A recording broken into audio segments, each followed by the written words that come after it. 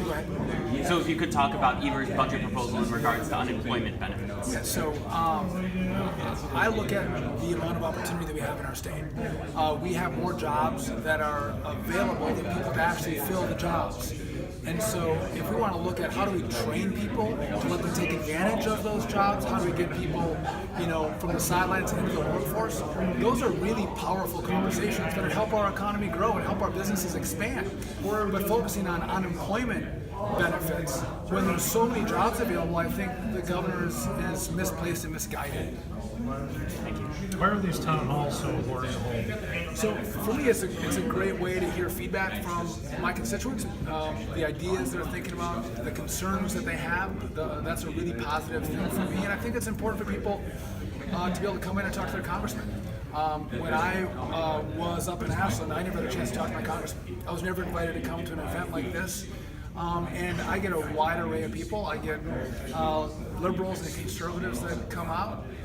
And I think it's my job to listen to them and give my feedback and opinions, but also some of the topics that come up are some issues I might not have thought of before. And so I got to go, well, hey, I keep hearing this issue at town hall, maybe I got to focus on that. Or I'm seeing some more farmers come out, and I keep pushing them. What can we do to help us? On the dairy side, we're having a dairy crisis right now. Instead of going to your organizations, why don't you all talk and give me feedback on what we can do to improve our economy on the dairy side? And I need advice from them because they all have the best ideas on how to fix it. When you get back to Washington, how are you going to go forward with the wall and making sure that your kind of message gets through? So nothing. So right now, we've actually voted on the resolution of disapproval. That passed the House and the Senate. The President vetoed it. We're not going to override that veto in the Congress. That won't happen. So this will now go to the courts. But I'm sure that this will be a point of contention as we start to negotiate the next budget that has to be done with the appropriations by the end of September. And listen, I think most Americans agree that we have a crisis at the border, that we should actually secure it, that we should enforce American law. Those are all good things. Again, for me, it's hard to see how Democrats who used to support border security, used to support walls, now we're saying it's immoral. I guarantee you that if you go to the Democrat convention in Milwaukee, I guarantee you're going to see walls around the perimeter of their convention. If walls didn't work, they wouldn't put them up.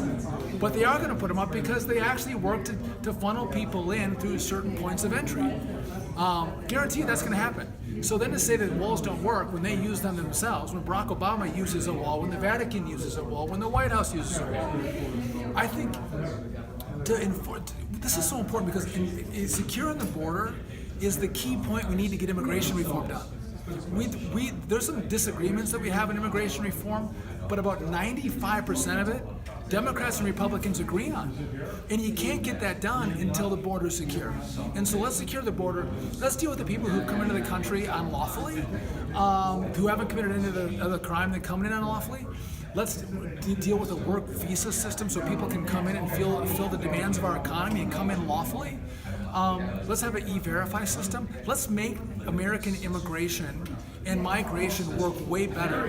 But to say that we're going to do that with an open border, I think is insane, stupid, and will never work.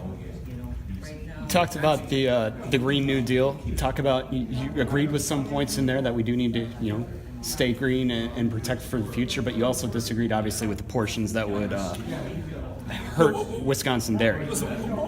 What I've said is I live here because I love the environment. I love clean water. I don't know anybody that wants to go onto a polluted lake in Wisconsin.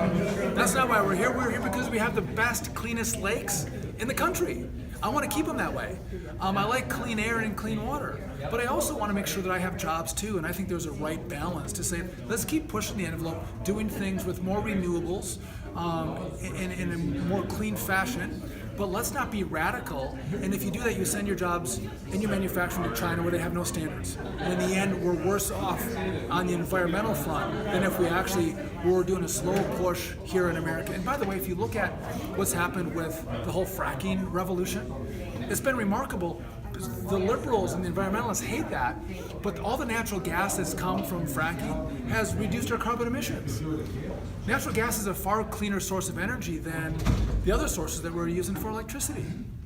So, I mean, I would also say if the country's going to end in 12 years, we're going to have a cataclysmic event, well, then why don't we look at nuclear? Nuclear power doesn't have any emissions. Why don't those who promote this stuff, why don't they take the train? Why don't they fly commercial? Why don't they drive a Prius? Why are they taking Suburbans, flying private planes? That part doesn't make sense to me. If you're a true believer, you would change the way that you behave. But they don't want to change the way they behave. They want to change the way that everyone in my district behaves. And I think that's fundamentally unfair. So my view is I'm going to be responsible. I'm going to continue to push cleaner initiatives, all the while making sure we have jobs and an expanding and growing and thriving economy for our people. Last question, unless you guys are done. We get time for one more. I'm done. Okay. Good. Thank you, guys. Thank you so much for taking the time. We got off on the wrong foot.